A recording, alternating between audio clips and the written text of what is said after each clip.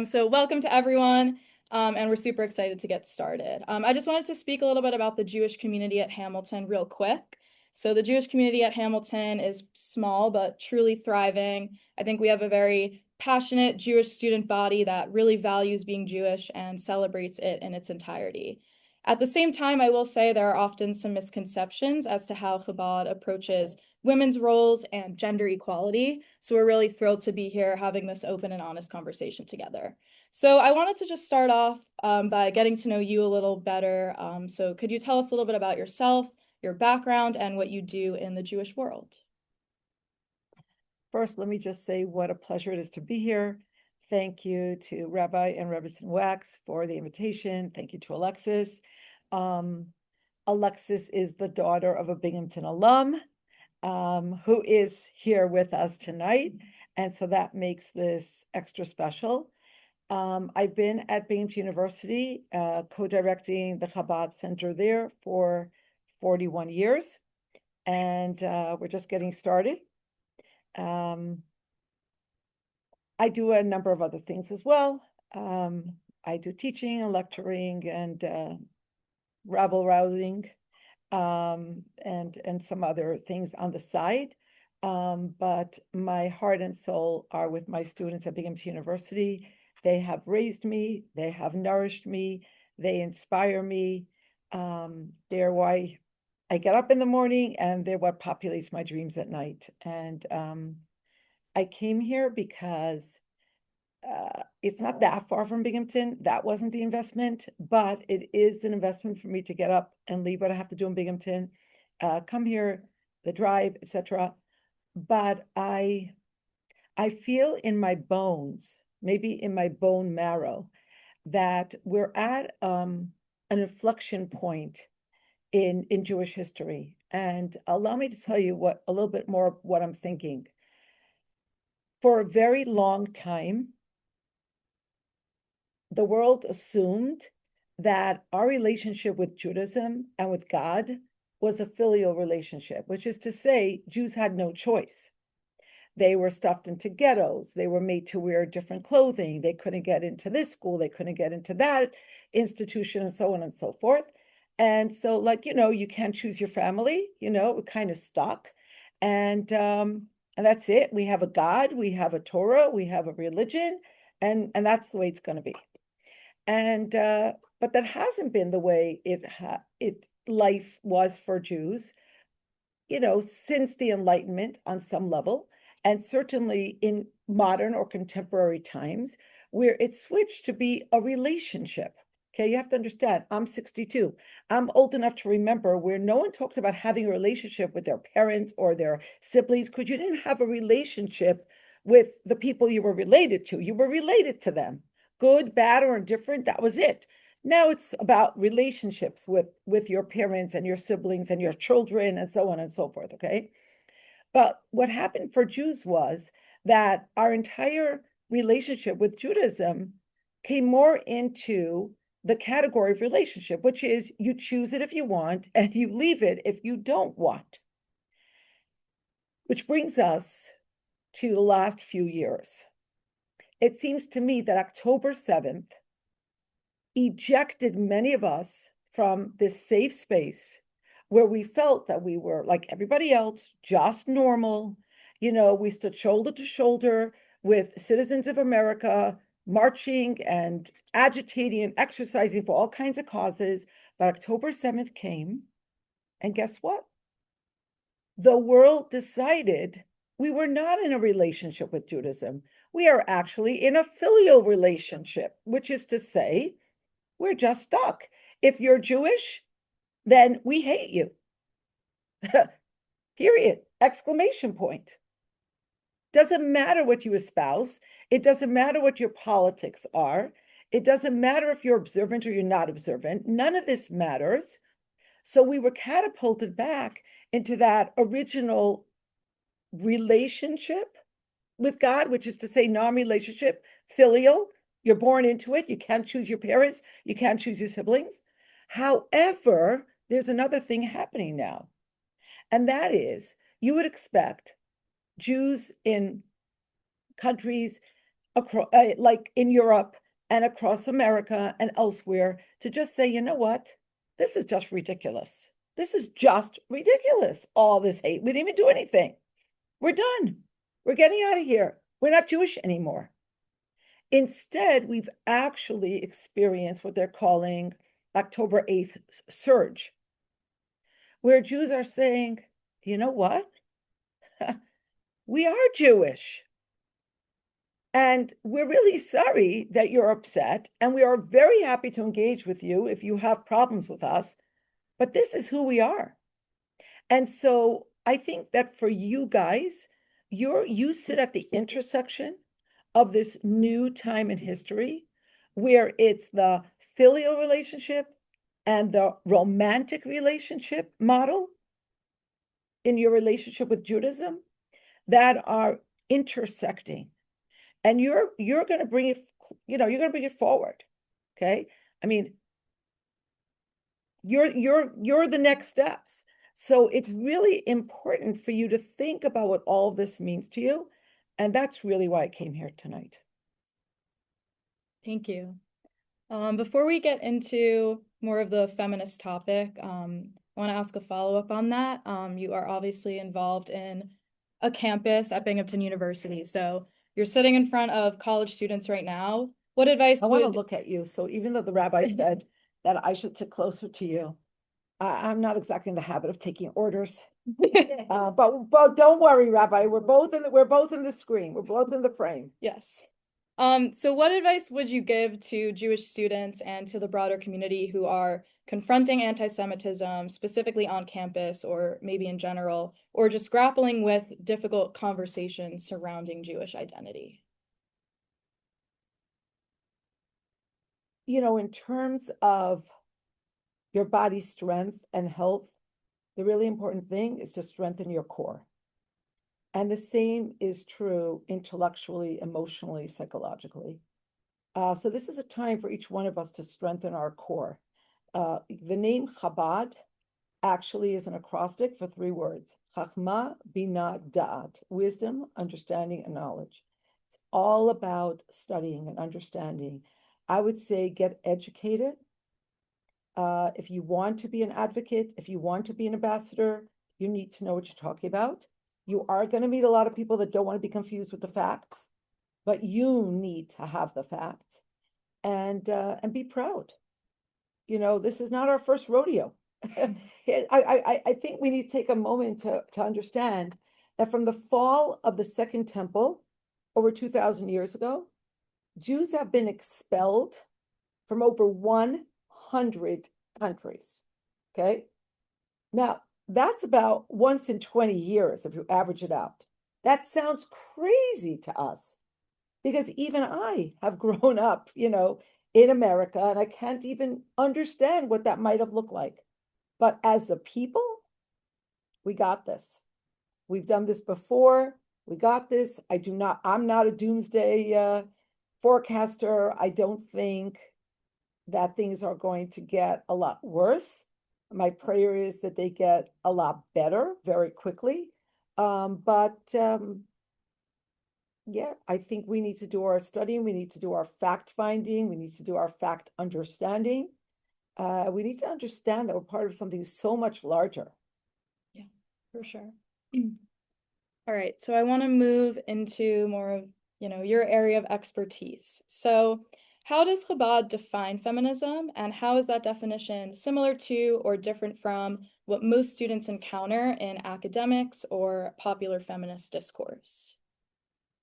I don't even know what popular feminist discourse looks like anymore. There are so many different iterations of feminism. So that's for starters. I also want to make clear that Chabad does not have its own creed. It doesn't have its own law. We toe the line of what's called in Hebrew halacha, which means Jewish law. Where things get interesting in terms of Chabad is that the Lubavitcher Rebbe of blessed memory, mostly referred to as the Rebbe widely, was a radical traditionalist and a traditional radical. And you probably could call him a feminist. But if you really look at what he was all about, it wasn't about feminism per se.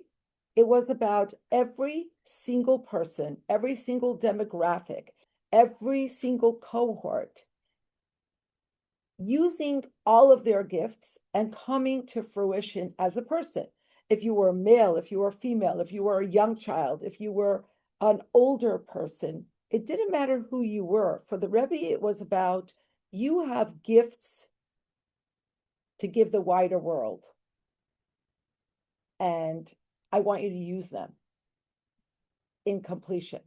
So there was nothing that women didn't do in the Rebbe's orbit. I was privileged enough to grow up in the home that I did, and my mother was constantly called upon by the Rebbe's office with constant things that needed to be done for the community. And I'll never forget, he once gave her a project and he told her to work on it 25 hours a day. Okay. She already had 9 of her 11 children at that time. Another time, it was right before Passover, which is, a pretty heavy duty situation in observant homes. And this was like the day before the Seder. He called her in. He told her that he wanted her to work on this particular project. And we didn't see her until she came to the Seder.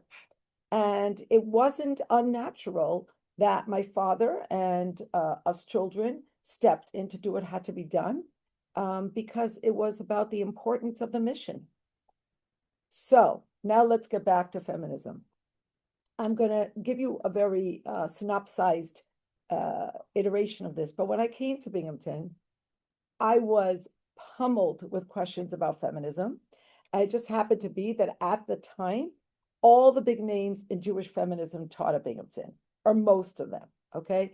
I don't know if there's anybody here who will recognize these names, but David Beale and Rachel Beale and Marcia Falk and a whole bunch of other people. You can look them up. They all taught at Binghamton.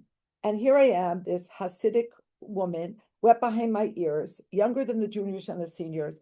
I don't know what hit me, where people start leveling all of these charges against me and getting very exercised that the sign in Chabad says women with an E when it should say women with a Y. Yes, and so on and so forth. And then I was breastfeeding, and how am I, forgive the pun, feeding right into the narrative? And don't I know that feeding the young was foisted upon women by society, and so on and so forth. Okay, so you could well imagine what this was like for me. This really put me into a place of inquiry and a journey, looking through all of the sources, trying to understand, what they were saying was actually true, what was being taken out of context and misconstrued, and so on and so forth. And in my readings of those days, on page 76 of her book, Radical Feminism and Feminist Radicalism, yes, you could come to my office. I am the proud owner of about 150 tracts on feminism. But this was a very surprising thing to find in this book. She writes, quote, that this is Ellen Willis, the big lie of male supremacy is that women are less than fully human. The basic task of feminism is to expose that lie and fight it on every level. Yet for all of my feminist militants, I was, it seemed, secretly afraid that the lie was true, that my humanity was hopelessly at odds with my ineluctable female sexuality. While the Rebbetzin, staunch apostle of traditional femininity, did not appear to doubt for a moment that she could be both a woman and a serious person, which was only superficially paradoxical, for if you were absolutely convinced that the Jewish woman's role was ordained by God and that it was every bit as important spiritually as the man's, how could you believe the lie? And I was like, Ellen Willis, go you. So I called her and we're friends. But the point is, I did not expect to find that, but there was so much truth in what she said. And so it really has to do with understanding. So your question, how does Chabad see feminism? You could say that that's a sexist question. How does Chabad see masculinity? How come you're not asking me that? But if you're talking, hi, good to see you. Wow, nice to see you. Stephanie moved from Binghamton to Utica last June. Did not realize that. It's good to see you, Stephanie. Piece of home. We're 3 generations here. Oh, that's beautiful. That's beautiful. It's good to see you all. And your parents are very much in here, so it's grandparents, 4 generations. Yeah, so that's a little bit. The other point, one more point I want to make is forget about Chabad for a moment. We could get back to that if you're interested. But I think a lot of people come into traditional Judaism and they're like, oh my God, this is sexist, this is patriarchal, this is misogynist, this is a spectator sport for women. And I think a lot of that has to do with misunderstanding Judaism. Because Judaism is not a synagogue-based religion any more than it's a church-based religion, a mosque-based religion, an ashram-based religion. It's a home-based religion. It always has been. It always has been. The most you could do in a synagogue of all of Jewish observance is 8%. So this whole like fixation with or fascination with what happens in the synagogue, it's missing the point about what Judaism is all about. Trying to say. So I think so. And if I'm understanding, Michelle, I will quote for you from the Nitei Gavriel, which is a halachic tract written by a contemporary sage. And he's not writing this vis-a-vis women at Kaddish. He just says that generally one has to understand that there are different ways to relate to the souls who are no longer in this world. And there's sending regards, there's sending a letter, and they're sending a package. And the coolest kids in camp get the packages. And it's when we do mitzvot, when we fulfill commandments in honor of the departed soul, that's the package. So Kaddish is very important. But in the context of how he explains it, he's not saying it's the most important thing, and he's certainly not saying it's the only thing. I think it's a thing that gets a lot of attention, but it's by far not the most important way to impact the souls of the departed. He says the package, the most substantial way is through the mitzvot we do. So any mitzvah that's done in memory of the departed soul is the single most important and most potent way to impact them.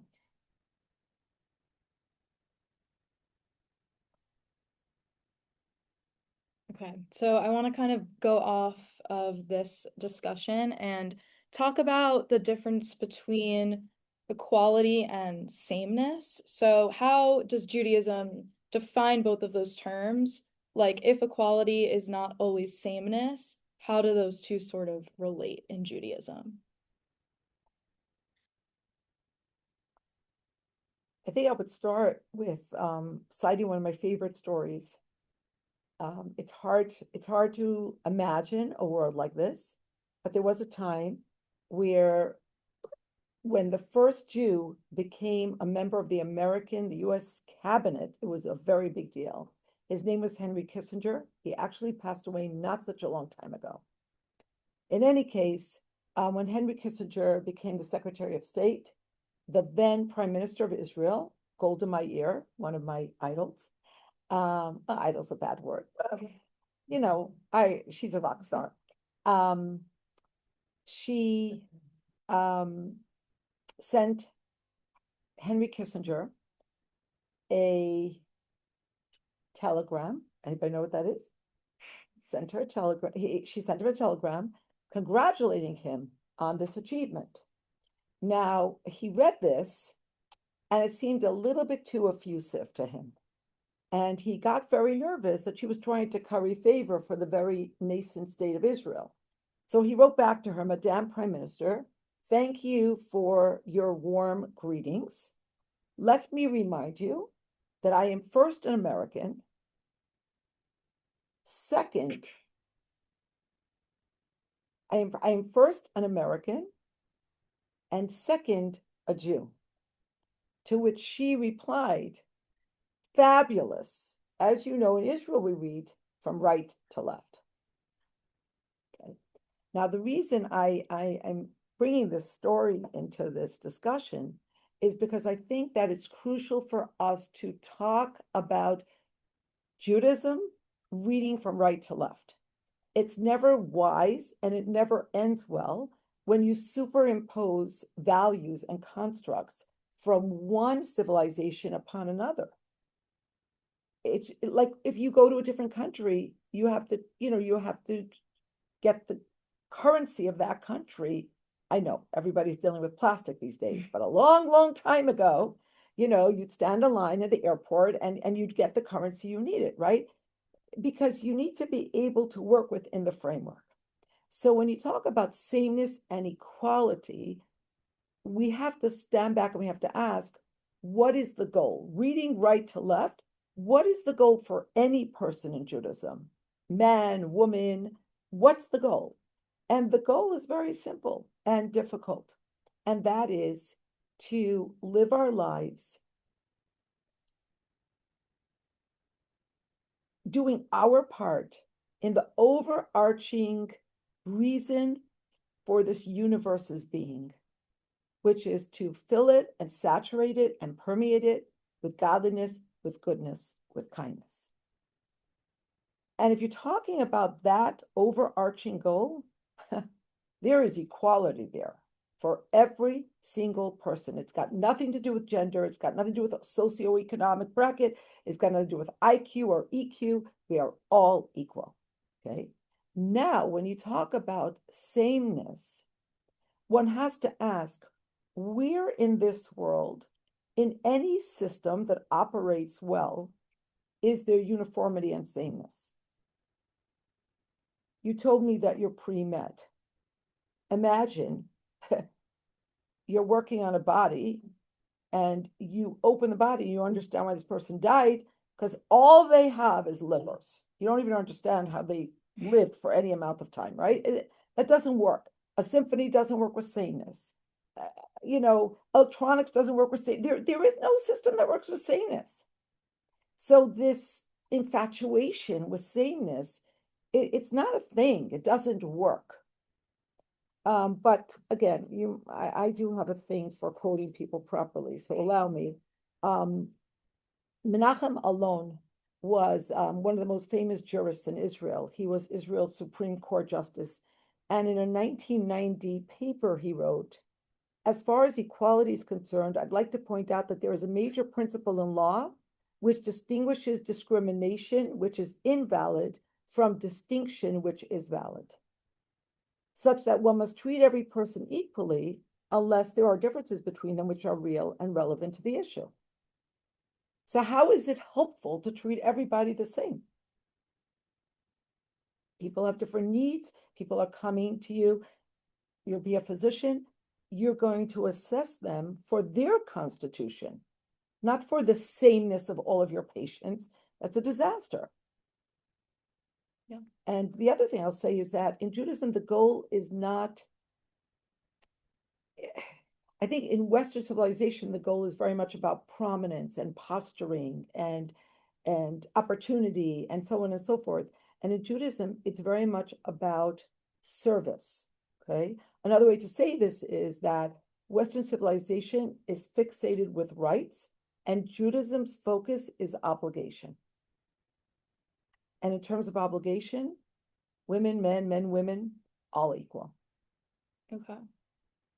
So in that case, how would you or Chabad or Judaism guide women who want to fulfill those religious commitments and obligations, but also professional ambition, given that we're here sitting in front of a bunch of very determined college students? I don't even understand the question. I don't see any conflict at all. Okay. Yeah. Good. I'm not just saying that. No, I yeah. mean, my mother worked every day of her life. Growing up, I never even knew that women didn't work. There's absolutely no conflict. But I will take this opportunity to say that you provided me with a good opportunity to point something out, and that is, if you have an obligation-based system, you cannot obligate the same person in two directions at the same time.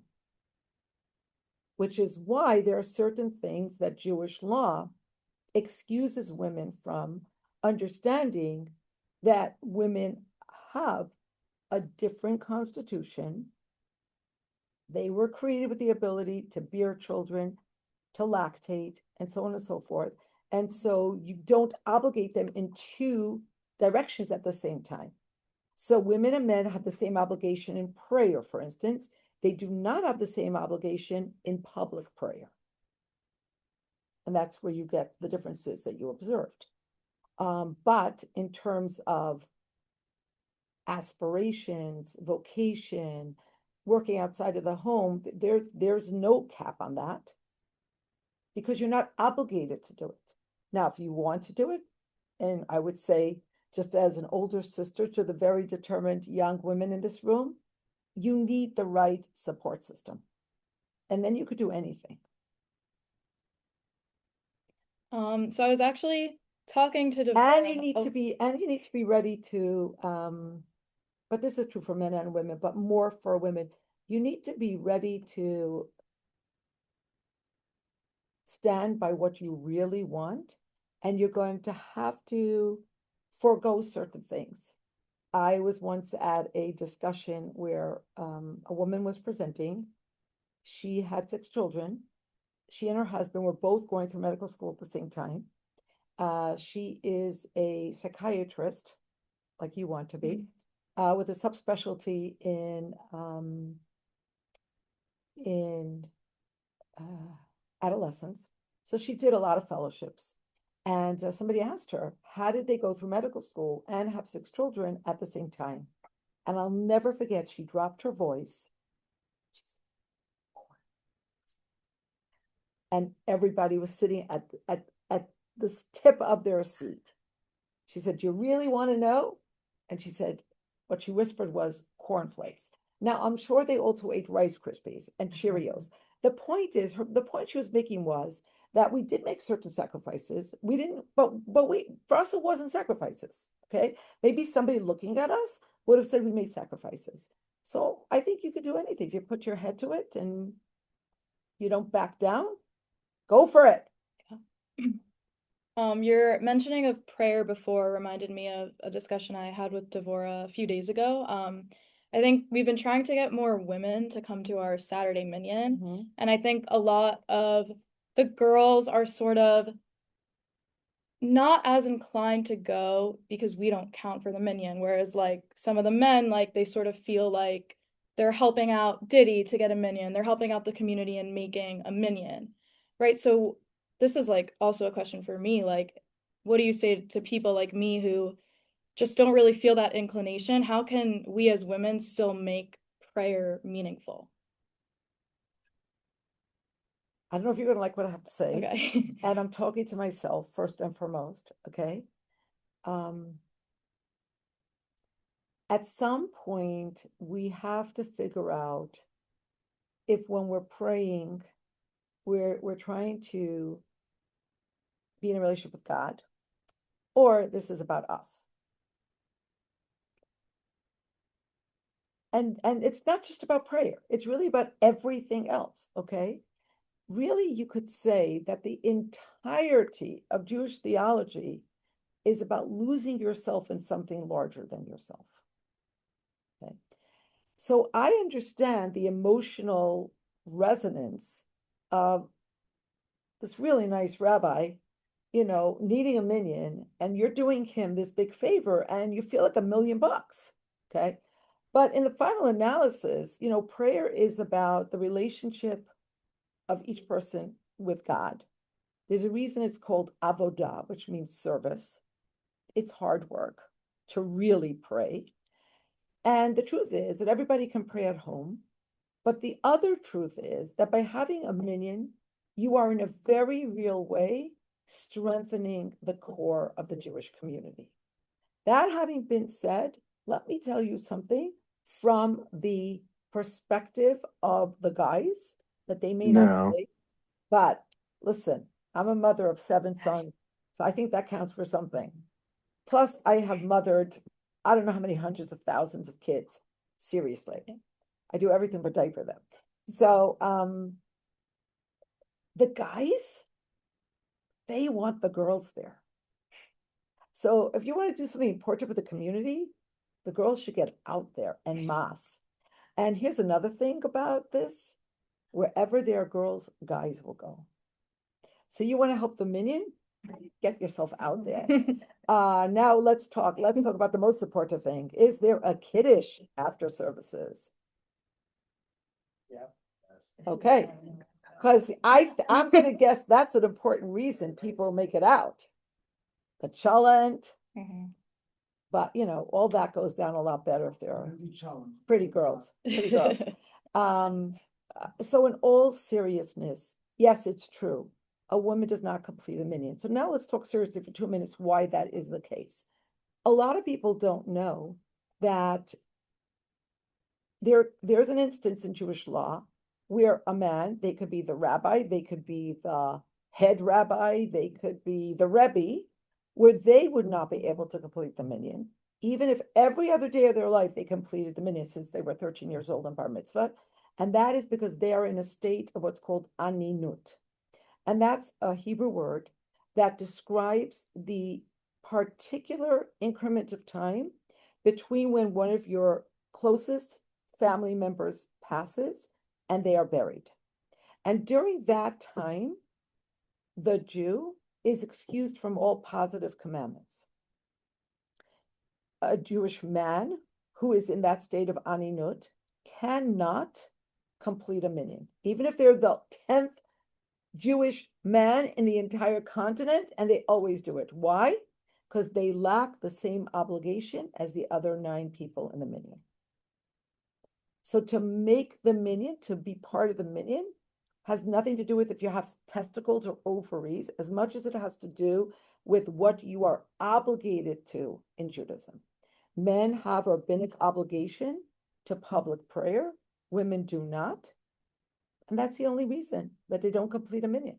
Yeah. But does it make their presence in the synagogue any less important? I would argue that from a sociological perspective, their place is excruciatingly important. Okay, thank you. I want to switch gears a little bit, talk about sort of your own life. So in your own life, What do you want to know? I want to know, where have you felt most empowered as a Jewish woman? Another sexist question. I can't imagine anybody asking my husband, where have you felt most empowered as a Jewish woman? Ridiculous.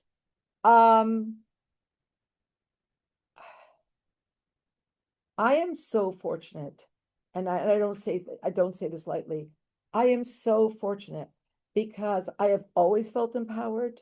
I continue to feel empowered. Let's talk about that for a minute, okay? People are always wondering, how does one become happy? Okay, this is, I mean, for as long as there have been people in a quest for happiness. And the truth of the matter is that this is a very serious question that requires real thought, because happiness is important, extremely important. And it turns out that happiness, well, of course, if you got into Hamilton College, it's got nothing to do with, material things, right? After a certain amount of money, whether you have $600,000, you have $600 billion, that doesn't help your happiness quotient, okay? So what is it about? And it turns out that happiness is about knowing who you are, where you're going, why you're going there, and that you're going in the right direction. That's what happiness is. And thank God I have that. I know why I get up. I know who I am. I know what I'm in this world to do, more or less. I never know what the day is going to bring me, but I have a good sense that I am doing something important, and I know my direction. And you can't buy that for trillions of dollars. And that is the source of happiness. That is the source of empowerment. And I think that we have a lot of people running around who are desperate for that sense of direction, of happiness, of empowerment. You know, people talk about what are we going to do with addiction? Addiction is not the problem. It's the ill-conceived solution to this quest for something meaningful. And the angst is so deep and the pain is so profound, people look to anesthetize it in different ways. But it's the lack of direction, the lack of empowerment, the lack of happiness that you feel deep, deep, not the ha-ha fun happiness of going to an amusement park. And it doesn't mean that life is not going to be difficult sometimes. But, you know, I mean, it's really incredible because I'm guessing that everybody here maybe knows somebody who you know intimately. So you know that the circumstances in their life are pretty darn good, but they are never happy. It's like you get in a room with them and they suck all the oxygen out of the room and you feel like you're choking for them. And then there are people who have real difficulties in life. You know, they have real credible challenges, and yet they show up and they're happy. And it's got nothing to do with money. It's got even nothing to do with circumstances as much as that sense of who you are, why you are, where you are, what you are. And you know, I'm even thinking that a lot of the haters, a lot of the anti-Semites, I think they're looking for something. I almost feel bad for them some of the time when I could get over what else I feel. Because it's like, seriously? Yeah. Yeah. I feel that a lot of it is I want to give them the benefit of the doubt. And I want to say they really do care. I'm not sure why they're not marching in the streets for all the people that are being killed in wholesale fashion in Iran right now. I'm a little confused on that score, but I want to give them the benefit of the doubt. They really do care about people. But I think that underneath that, there lurks a sense of like, who am I? Why am I? And what could I find to put my passion in? Yeah. That'll give me meaning. Definitely. All right. I think that's a good place to probably wrap up our discussion. I'd love to open the floor to anyone who has questions. I promise again. So What about women that take on the obligation to wear tzitzit? Yeah. Now, let's just drill down a little bit on this. Tzitzit is a biblical obligation. And let me just explain that tzitzit are ritual fringes. And biblically, one is obligated to put those ritual fringes on a four-cornered garment. Okay. And tzitzit come in two varieties, a talit katan and a talit gadol. So the talit katan is the four-cornered garment that Jews have devised in order to keep this biblical obligation, because it's such an important biblical obligation. But strictly speaking, if you're not wearing a four-corner garment, you don't need to wear tzitzit. Okay, so that's a tzitzit that's on the talit katan, which sits under your clothing. And then there's the talit gadol. There is the larger talit that people wear during prayer. Okay, so if you're asking me, legally speaking, can a woman wear tzitzit? She can. What type of tzitzit should she wear? If she wants to toe the line of halakha, of Jewish law, she should wear the type that's underneath her clothing. Why? Because Jewish law is very concerned with engaging in ritual that might be virtue signaling. Okay. Now, a woman has no obligation in positive time-bound commandments. Because as we spoke earlier, you can't obligate one person in two different directions, okay? Tzitzit is a positive time-bound commandment, so it's once removed from her obligation. And then generally speaking, if you don't have a four-corner garment, You don't have to wear it whether you're male or female. So the concern is there some type of what's called Yehora, virtue signaling, on the part of somebody who's twice removed from the actual obligation? That said,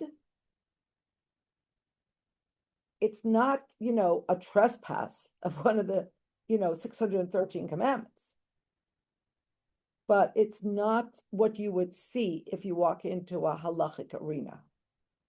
I was curious, over the past few years, I think we've seen the rise and the decline of a culture centered around constructs of DEI, diversity, equity, inclusion. And I would argue that so often, even though like Jews are minorities, we happen to be excluded from DEI. And you see a similar thing with the Me Too movement and people forgetting about that on October 7th with crimes that happened to Jewish women. So why is that the case? Why are Jews not commonly associated with, the underprivileged people? Why aren't Jews included in DEI?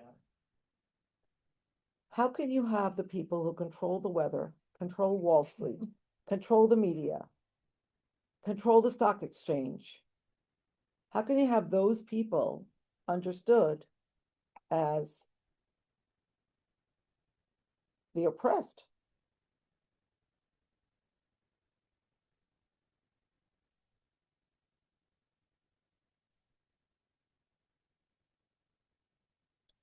Hundreds of thousands of Jews were unilaterally ejected from countries in the Middle East for the sole crime of being Jewish.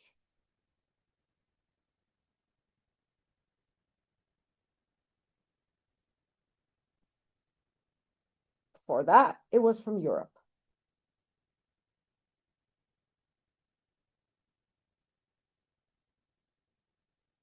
It's a problem because we come to a country, we do our best, and then that becomes the problem. So thank you for that question, because it allows us to understand the irony of what we speak to when we face accusations of Judaism being misogynist, okay? First, this thing with Judaism being patriarchal. It is patriarchal. And it is also decidedly matriarchal, because you're only considered Jewish if you're the child of a Jewish mother. Now, I want you to think about what it would look like if it was inverted. If you were only considered Jewish if you had a Jewish father, all hell would break loose. But the fact that you're only considered Jewish if you have a Jewish mother, that doesn't count for anything. That doesn't count for anything. So like we have all these women lining up to get an aliyah. Actually, that has died down. Nobody's lining up to get an aliyah for the most part, okay? But it used to be like, oh, I'm going to get an aliyah, right? Where are all the men lining up to light Shabbat candles?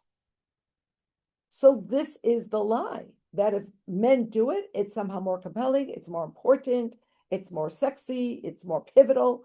And if women do it, it's like, okay. So now let's go to a Jewish home. Let's forget about women and men, okay? Let's go to, if somebody was to come to a halachic, to a bet din, a judicial court run by Jewish law, and present themselves and say, I want to become Jewish, okay? So according to Jewish law, they'd be turned away 3 times, they'd be discouraged, okay? You want to weed out who's serious, who's not. It's not for the faint-hearted, this Jewish gig, okay? Then, what are the most important parts of this? So it turns out the most important things, if Judaism is a table, it rests on 3 legs: Shabbat, kosher, and something called family purity, okay? The biblical laws that govern a couple's sexual lives, okay? Now, which part of that, I ask, is not in the main run by women? So everything else is commentary after that. To me, this was absolutely fascinating during COVID, which seems like a very long time ago, but it was really like a second ago, right? So during COVID, every last institution closed down. Every synagogue, every Jewish center, every federation, every kosher Chinese place, every kosher sushi place, everything closed down. The only thing that did not shut were the mikvahs, the ritual baths, because Jews can really live a very robust spiritual life without praying in a synagogue. Don't tell anyone, that's true. Because the most important institution Jewish people have is a Jewish home. That's the laboratory of Jewish life. And the woman reigns supreme there. And I'm not saying that she's the one who does the cooking and the laundry and etc. I'm saying she is the anchor. And by the way, that is what, not on a college level, but when people get into like real life, I hate that. I hate when people talk about like when I get into real life. Like this is your real life for the next 2, 3, 4 years, and do not pretend like this is happening to somebody else. And take agency of what you're doing. But I digress. Sorry for that rant. So in real communities, one of the most vexing thing I have found for women is that they're the ones that get everybody ready to go to the synagogue on Saturday, right down to laying out the tie for their husband to wear, for gosh sake.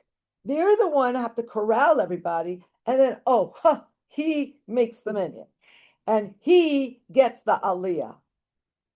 That feels unfair, because an aliyah really is about Jewish education. Before the printing press, how did Jews study Torah?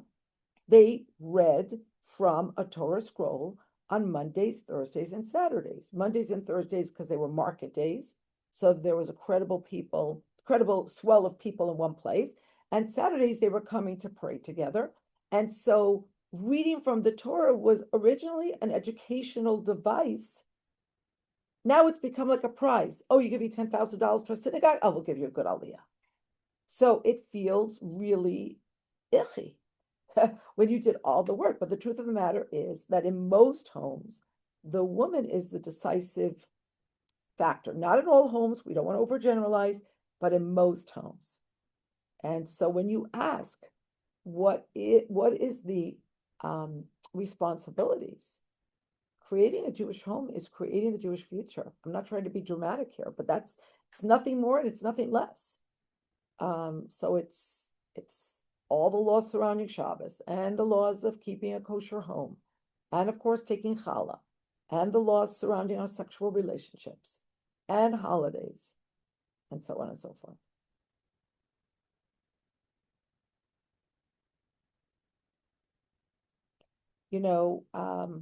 We're coming to the portions in the Torah in the book of Exodus.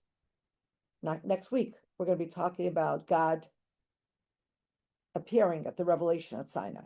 The revelation at Sinai is the single most important event in Jewish history. Okay, so what happens? God reveals him herself to everyone standing there. And what does God want to convey? Presumably a list of 10 commandments. Pretty short list. But at the same time, there's thunder, there's lightning, there's smoke billowing out of the mountain, there's the sound of a shofar being blown. There's a whole light and sound show going on. And you have to ask, why would God undermine her project? What's up with that? You want to give people a message? It should be quiet and respectful. And Rabbi Soloveitchik, blessed memory, talks about how there were two things that needed to be conveyed. There was the 10 commandments, there was that information, and then there was the unparalleled importance of this event, the way it had to be indelibly seared onto the consciousness of the Jewish people until the end of time. The thunder, the lightning, the sound of the shofar, the smoke.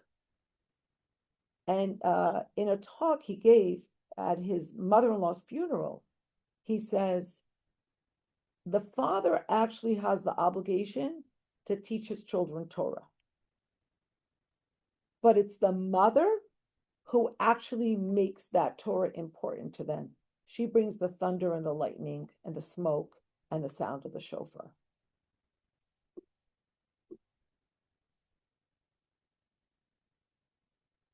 So both are necessary. Do we have any other questions from the audience? Yes. Yes, Yeah, I actually did think of a question. what's your name? My name's Atticus. Hi. Yeah, so you said how, men and women can be equal but not have the same roles. Did you talk about how like the whole? Not they could be, they are They inherently are. equal. Everything in this world emerges from one God, including male, female constructs. So when I referred to God as he, she before, I wasn't trying to be funny or curry favor with anybody here. That is what we believe. Jewish mysticism speaks about the Godhead being comprised of both a male and female aspect. Clearly equal, Yes. but not the same. Okay, so now Yeah, Atticus. sorry, I did mean to say, Okay. men and women are equal, but you said they, aren't the same in the roles they have. And you said that no system, that everyone can have the same roles, and I understand that, but why do these different roles need to be based on gender division? Like, why can't people have different roles and not have that be equal to men do these roles and women do that? Okay, that's a wonderful question, considering the fact that we live in a world where there are very few things that are not interchangeable these days, right? So it's not like a woman can't be, a doctor, a lawyer, an Indian chief, right? But then there are still going to be limitations on that. So I don't know, you may decide to pelt me with the chicken and the mashed potatoes. I can handle it. But you're looking at a person who actually believes that there are credible differences between men and women. I don't have a problem answering the question, what is a woman? Okay. So just as there are differences in our physiology, there are differences in our emotional makeup, there are differences in our religious obligations, and so on and so forth. So when you're talking about rights, the right of a woman to be a doctor, a lawyer, an Indian chief, that's one thing. But if you're talking about obligations, obligations come from a very deep place of what the world needs from you as a woman, what the world needs from you as a man. Does that help? So in the same way that as much as I might try, I cannot grow testicles. So what am I going to do about that? So I was given ovaries. I'm going to use my ovaries. And it's not a matter of mind over matter. Like if I'm going to try harder, I'm going to grow my testicles.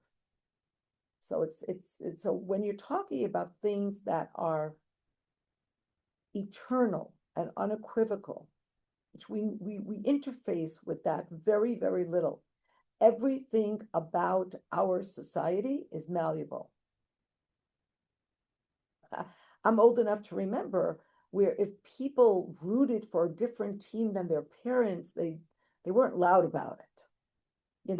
If they belonged to the opposite of the political parties, they didn't like talk about it Thanksgiving, because like that's what the family, everything is negotiable. There are no inviolables anymore. And I think that's one of the greatest clashes between modernity and tradition. Tradition emerges from an inviolable nexus, and that is God. And from that perspective, yeah, there are going to be differences. So we can't make everybody vanilla. Yes. Talking about like modernity versus tradition, you think that some of these obligations that have been, they're like laws, they're kind of things that have been cemented in time over tradition, versus now coming into modernity and the way the world has changed and society has changed. Do you think that maybe some of these obligations are up for review in the sense of what a man versus a woman can do? Like what obligations they have? Like who's to say that they are not, who's to say that those couldn't be rewritten or I mean, I know this is like a really kind of a heretical question, but No, it's not a heretical Well- question as much as a question that really demands, you deserve a full-throated answer, which I'm prepared to give if people are happy to listen to it. But basically, you're talking about the veracity of Jewish law and the authority and the gravitas of Jewish law. So to cut to the chase, you're hearing from someone who believes in the eternity of the written law, believes that the written Torah was given with oral interpretation and explanation, without which the Bible might as well be written in hieroglyphics, because you can't understand anything about it without the oral tradition, and that these laws are not up for review. Beyond that, I would say it's remarkable how well this ancient tradition has held up over thousands of years, millennia. I am so certain that if Moses comes back to tomorrow and wants to eat in my house, he would feel really comfortable. I'm absolutely certain of it. And think about it. We've been all over the world because we've been kicked out of all over the world. We had to go here, there, and everywhere. We haven't had the same language. We haven't worn the same clothing. We haven't had the same customs because, Ashkenazic Jews don't eat the same thing as Sephardic Jews and so on and so forth. But the one thing that has remained has been Jewish law. And what's interesting is Jewish law sounds smarter every day. And so much of Jewish law has been adopted by large swaths of society. Where did the idea for Sabbath come from? Jewish law, you're welcome. Jews were indicted by ancient civilizations for being lazy because they didn't work on the seventh day. Well, here we sit and everybody's like, oh, we don't need one day off. We need 2 days off actually to retain people's mental health and so on and so forth. And, there are a lot of examples of this, of how some of the basic themes from Judaism have permeated civilization. A lot of people don't even remember where it comes from. But talk about the equality of all people, the dignity of all people, the preciousness of life. That was certainly not a value that was taken for granted in ancient civilizations. Not the Incas, not the Aztecs, not the Romans, not the Greeks. They did not share the value that all life has value and is holy. They left the old and the infirm behind. They were quick to practice infanticide and so on and so forth. So we could go through this, if you want, but tremendous amount of Jewish wisdom has made its way into larger society and has become the touchstones of what we call ethics. Anybody going to law school will encounter a whole lot of stuff right out of the books of Exodus. Almost all of torts is based on Exodus.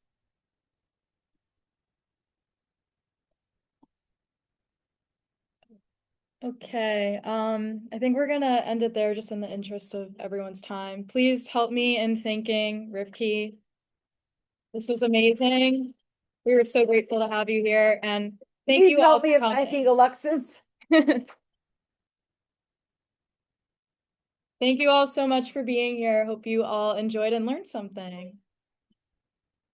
If there's anybody who wants to approach me privately, I can spend a few more minutes here with happiness. Hi, Mark. Your daughter's a rock star.